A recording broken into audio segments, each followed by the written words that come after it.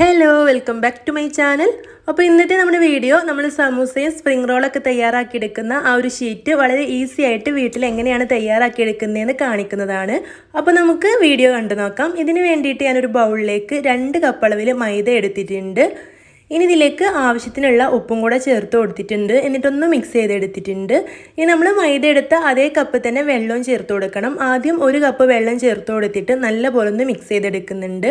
എന്നിട്ട് വീണ്ടും 1 കപ്പ് വെള്ളം കൂടി എടുത്ത് കുറച്ചായിട്ട് ചേർത്ത് കൊടുക്കണം. അപ്പോൾ വെള്ളം കൂടി പോയിട്ടുണ്ടെങ്കിൽ ഇത് പെർഫെക്റ്റ് ആയിട്ട് തയ്യാറാക്കി എടുക്കാൻ കഴിയില്ല. അതുകൊണ്ട് രണ്ടാമത്തെ കപ്പ് വെള്ളം ഒഴിച്ചു കൊടുക്കുമ്പോൾ കുറച്ചായിട്ട് ഒഴിച്ചു കൊടുക്കുക. അപ്പോൾ ഞാനിവിടെ നല്ലപോലെ ഒന്ന് മിക്സ് ചെയ്തെടുത്തിട്ട് വീണ്ടും കുറച്ചുകൂടെ വെള്ളം ഒഴിച്ചു കൊടുക്കുന്നുണ്ട്.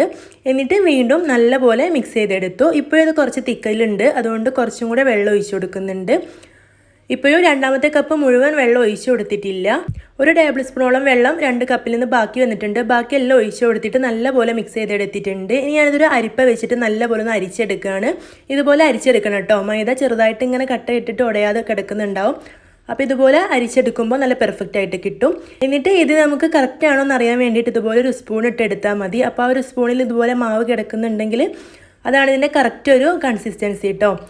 അപ്പോൾ നമ്മുടെ മാവിടെ റെഡി ആയിട്ടുണ്ട്. ഇനി ഞാനിതൊരു പരന്ന പാത്രത്തിലേക്ക് ഒഴിച്ചു കൊടുത്തിട്ടുണ്ട്. അപ്പോൾ കുക്കർ വെച്ചിട്ടാണ് നമ്മളിവിടെ ഷീറ്റ് തയ്യാറാക്കി എടുക്കുന്നത്. അപ്പോൾ കുക്കറിൻ്റെ അടിഭാഗം നന്നായിട്ട് കഴുകി വൃത്തിയാക്കി എടുത്തിട്ടുണ്ട്.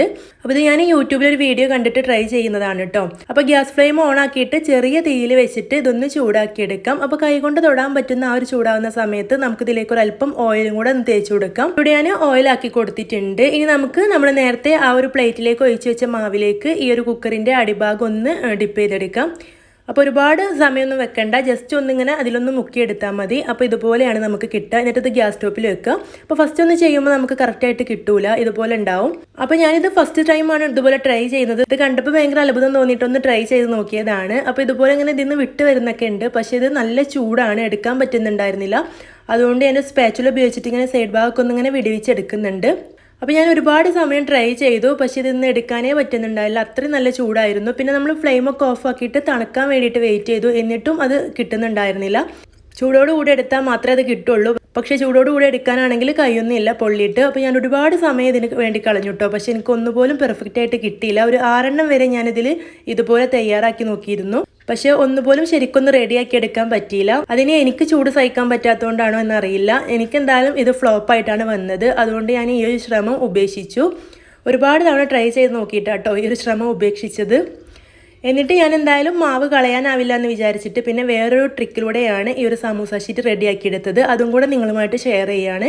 ഇതുപോലെ പാന് ഗ്യാസ് സ്റ്റോപ്പിൽ വെച്ച് കൊടുത്തിട്ട് നമ്മൾ ഓയിൽ തടവി കൊടുക്കുന്ന ആ ഒരു ബ്രഷ് ഉണ്ടല്ലോ, ഓയിൽ ബ്രഷ് ഉപയോഗിച്ചിട്ട് ഇതുപോലെ മാവ് പാനിലേക്ക് തേച്ച് കൊടുത്തിട്ട് ഒന്ന് വേവിച്ചെടുത്തു. അപ്പോൾ ഇതുപോലെ ചെയ്യുമ്പോൾ നമുക്ക് വളരെ തിന്നായിട്ട് ചുട്ടെടുക്കാൻ പറ്റും. നമ്മൾ മാവ് ഒഴിച്ചിട്ട് നമുക്കൊരിക്കലും ഇത്ര തിന്നായിട്ട് ചുട്ടെടുക്കാൻ കഴിയില്ല. അപ്പോൾ ഇത് വളരെ ഈസി ആയിട്ട് തയ്യാറാക്കി എടുക്കാൻ പറ്റിട്ടോ. അത് കണ്ടോ, നല്ല അടിപൊളിയായിട്ട് തന്നെ കിട്ടുന്നുണ്ട്.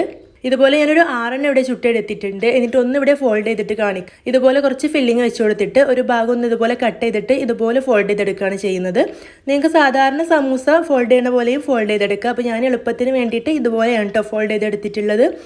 അപ്പോൾ ഇതിങ്ങനെ ചൂടാറിയിട്ടുണ്ടെങ്കിൽ ഒട്ടിപ്പിടിക്കുന്നില്ലെങ്കിൽ നന്നായിട്ടൊന്ന് പ്രസ് ചെയ്ത് കൊടുത്താൽ മതി.